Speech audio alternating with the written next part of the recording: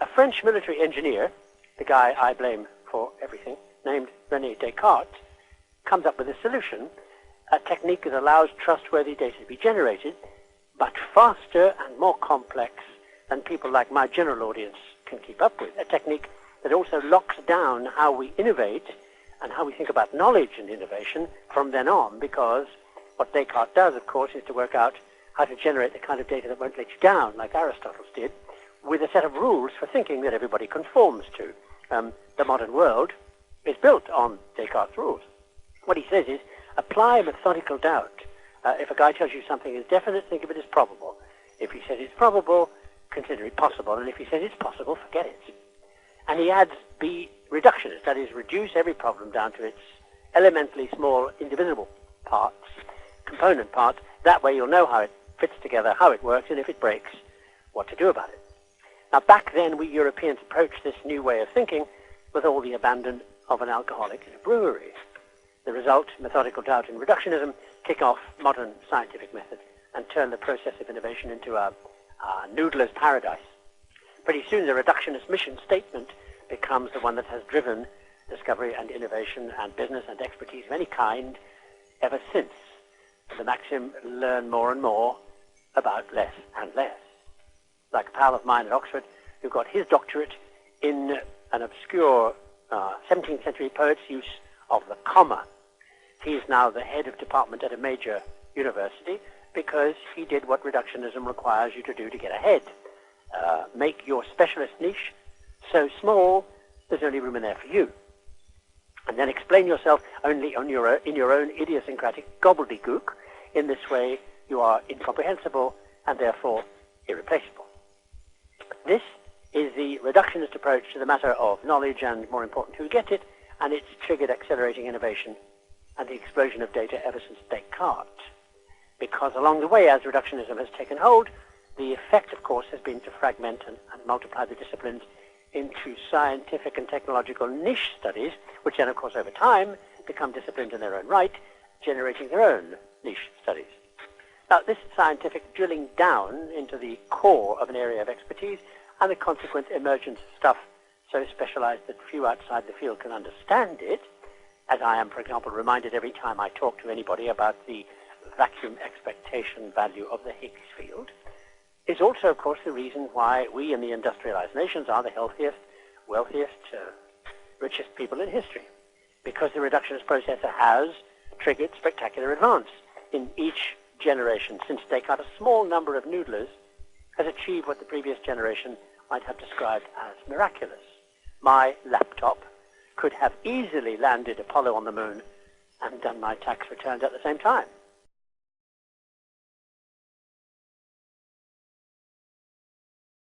However, there is another intriguing aspect to this kind of predictive focused behavior. That is the way in which a lifetime of silo thinking, which modern research often requires of its acolytes, head down at their workbenches, can sometimes make it difficult for the individual or even corporations or even governments to predict how some esoteric piece of software or whatever innovation it is they're working on may end up having unexpected ripple effects when it gets out into the so-called real world, because thanks to the highly connected nature of innovation and change, those ripple effects often occur in areas apparently totally unrelated to the original work. Take the case of this medieval example now. As I'm sure you know, this is a little bit of the Bayeux Tapestry, woven in about 1077 to commemorate the Battle of Hastings in 1066, when the French beat us Anglo-Saxon English and invaded England because, as you can see, they fought on horseback and won, and we fought on foot and lost. Well, they were on horseback because they were using this. If I can highlight it there, see that? They were using this stirrup. This was a new gizmo recently arrived in Europe from probably Afghanistan, where it had been used as a single step up to put your foot in when you were climbing up to load a camel. Now, the French realized that if you put one of these steps on either side of a horse and stuck your feet in both of them, then you'd stay anchored on the horse when you hit the enemy with your lance and the full weight of the horse, and you wouldn't get pushed off the back. Shock troop, it was called. So the French cavalry creamed us Anglo-Saxon foot soldiers. All right, better military technology wins battles, nothing new in that. But then came the ripple effect, because when the French took over England, they also took over the language. And that's why hundreds of millions of us around the world, all of us in this seminar for a start, speak the way we do and not the way we would be speaking if the French had not used that stirrup and won the battle, and therefore if the English language had not become half French, which of course it is. We would still be talking unadulterated Anglo-Saxon, like this.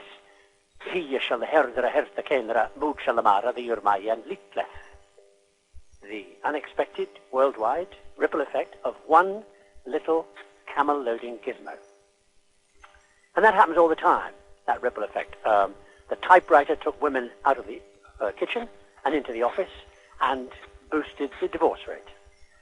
Asbestos protected you from fire and was carcinogenic. The first refrigerators kept food fresh and punched a hole in the ozone layer, and I'm sure you can think of dozens of examples. Second-guessing ripple effects can be difficult because the future you're thinking about is almost never a simple linear extension of your local present, the box you're in at the time. Let me illustrate from my own work how non-linear the path of change can be, with a not-too-serious sequence of events, connections, if you like, from the history of technology that ends with a modern innovation which I assure you, every one of you listening to me now, is intimately involved. So, in one sense, you ought to be able to predict where I'm going with this story before I get to the end of the story. Let me start. It was a dark and stormy night in 1707 off the southwestern coast of England, and Admiral Sir Cloudesley Shovel is bringing the great British fleet back to England. Now, he isn't quite sure where he is, so he decides to turn right, and the whole fleet obligingly turns right, hits northern France and sinks, and the entire British fleet is lost and everybody aboard. Unsurprisingly, this stimulates the British Parliament, to offer a rather large prize for anybody who can come up with better navigation techniques. So a Yorkshire clockmaker called Huntsman goes looking for better steel for clock springs. Here he is. No, it's not. Since knowing where you're going, east or west, involves knowing the time back at base. So you can work out to the second how much earlier or later the star or the sun or some heavenly body came up above the horizon, and having worked that out and knowing what time it is back home, you can work out where you are. It's the problem of longitude. Now, at the time, this matters tremendously because we Brits are busy sailing across the Atlantic to exploit the Americans. Well, the steel which Huntsman invents is terrific for clock springs, and also it turns out for cutting other metal. So an iron maker named Wilkinson uses it to carve out thin-walled cannon barrels, which, in spite of the fact that we are at war with both of them at the time, he sells to the Americans and the French. Nothing changes. A little later on, Napoleon uses these new British cannon barrels to develop mobile horse artillery and win all his battles, except the last, and start the empire. And in 1810, he sets up a prize to encourage French inventors, and a champagne bottler called Nicolas Appert boils up some food in a sealed champagne bottle, thus inventing a way to kill the germs that nobody knows exists, and preserve the food. It works. 10 years later, an English company is doing it in cans this time because they bought Appert's patent. In the Paris patent office that day, they also come across and buy another patent that nobody seems to want, which is for a new continuous process wallpaper making technique, which eventually allows these guys to return to London, where advances in ceramic pipe technology are permitting vast new sewage works to be built, and to modify their continuous process wallpaper making technique so as to produce the world's first toilet roll. You see what I mean, I hope, about innovation being surprising. I mean, how could anybody have predicted the toilet roll from even the most frightening of navigational problems? But what is happening here is, I think, the reason all my programs and books look the way they do, that is the fundamental connective process involved in the way change, innovation happens, and the main reason it has so far been hard to predict. It's the way in which innovation most often happens when things or people or ideas come together in ways that reductionism says they're not supposed to. Because when that occurs, the rules of math change, and suddenly 1 + 1 = 3. That is, the result of the process is more than the sum of the parts. And almost always, because of that silo thinking I mentioned, encouraged by specialist reductionism, almost always unexpectedly so.